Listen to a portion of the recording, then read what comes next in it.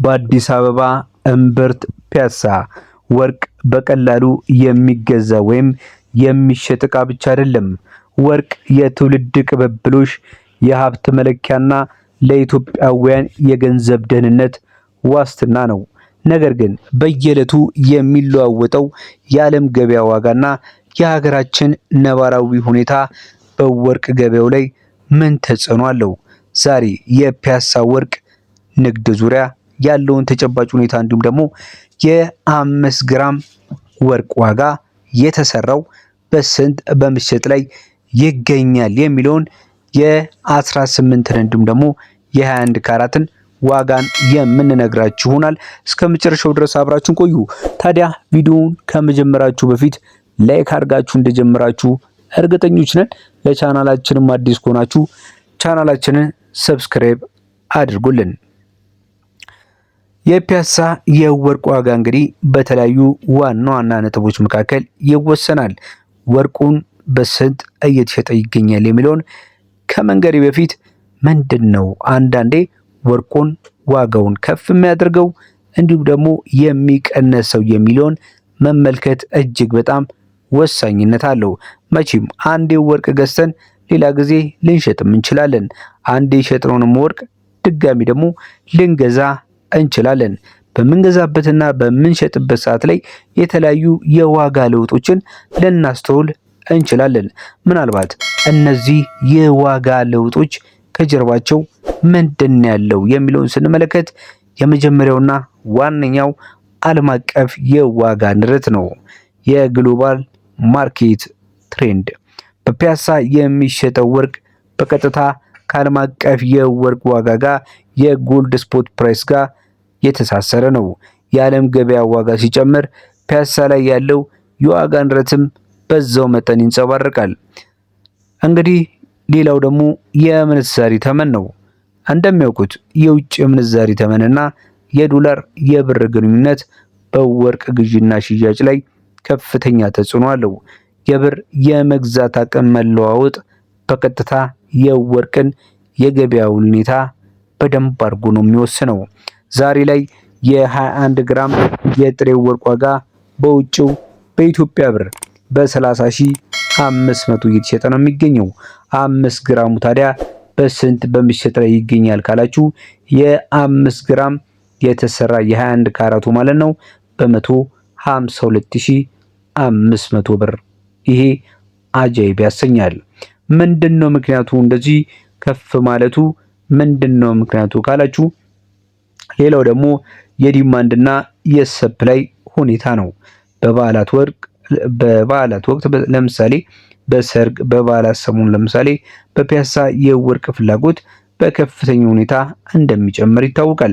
የፍላጎት መጨመር እንግዲህ ከአቅርቦት ጋር ሲነጻጸር ዋጋውን ከፍ ያደርገዋል። ሌላው ደግሞ ዋነኛው መርሳት የሌለባችሁ ፒዩሪቲ ወይም ደግሞ የፒዩሪቲ ወይም ደግሞ የወርቅ ዋጋ መለኪያ የካራት የወርቅ ንጽህና ነው። በፒያሳ ለገዢዎች ትልቁ ፈተና የወርቁ ጥራት ነው። ለምሳሌ የካራት መጠን 21 እና 22 ከተባለ ዋጋው በከፍተኛ ደረጃ የሚወስኑት እንግዲህ እነዚህ ሁለት የካራት አይነቶች ናቸው።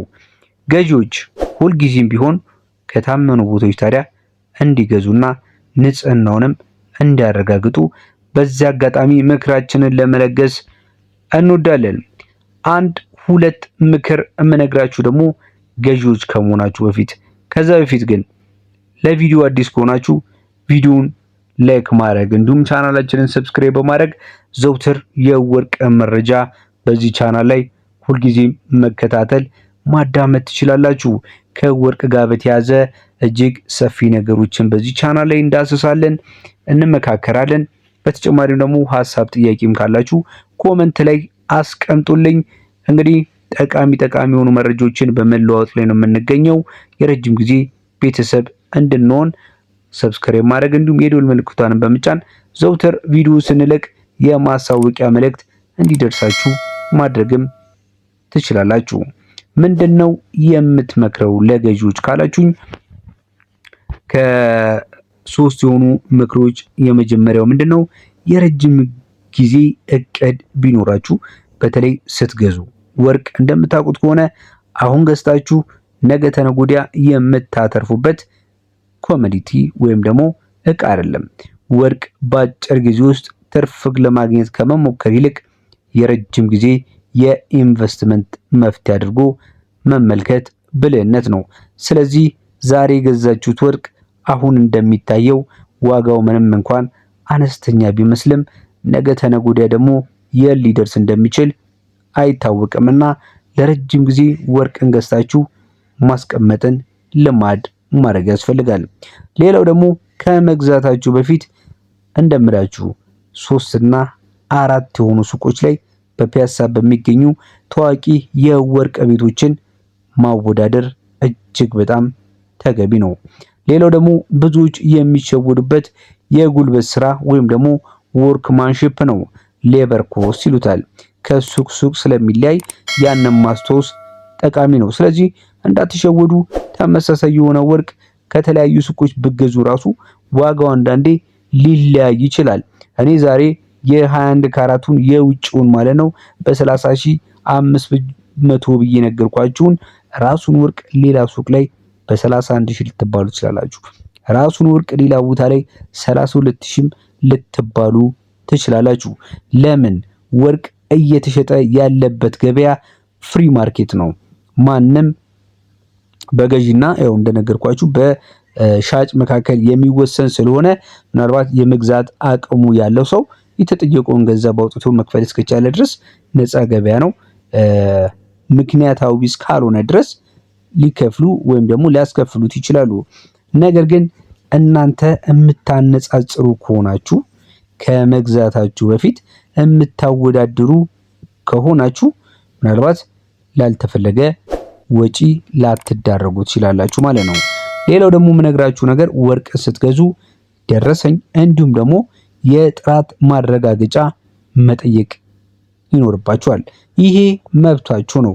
ብዙዎች የማይጠቀሙበት ነገር ግን መብት ከሆነው ነገር መካከል አንዱ በምትገዙበት ሰዓት ላይ ደረሰኝ ስጠኝ ወይም ስጭኝ ብሎ መጠየቅ ግድ ይላል ማለት ነው። እንግዲህ የ18 ካራቱን ነው የምነግራችሁ። በመቀጠል የ18 ካራቱ የጥሬው ወርቅ ዋጋ በግራም ዛሬ ላይ በ28000 እየተሸጠ ነው የሚገኘው። እንግዲህ ይህንንም በ5 ስታበዙት እንግዲህ የሚመጣው ወደ 25 በ525 ወደ 140 ሺህ ብር አካባቢ እየተሸጠ ነው የሚገኘው ማለት ነው። በ140 ሺህ ብር የ18 ካራቱን የ5 ግራም ወርቅ ማግኘት ይቻላል። ቅድም እንደነገርኳችሁ ደግሞ የ21 ካራቱን ደግሞ በ30500 ሂሳብ 5 ግራሙን የ21 ካራት በ152500 የኢትዮጵያ ብር በምሽጥ ላይ ይገኛል ማለት ነው። እንግዲህ የዛሬን የ5 ግራም ወርቅን የተመለከትንበት መረጃን ይህንን ይመስላል። በቀጣይም እንግዲህ የተለያዩ መረጃዎችን ይዘን እንመጣላችኋለን። እስከዛው ቻናላችንን ሰብስክራይብ እያደረጋችሁ ቆዩን። መልካም ጊዜ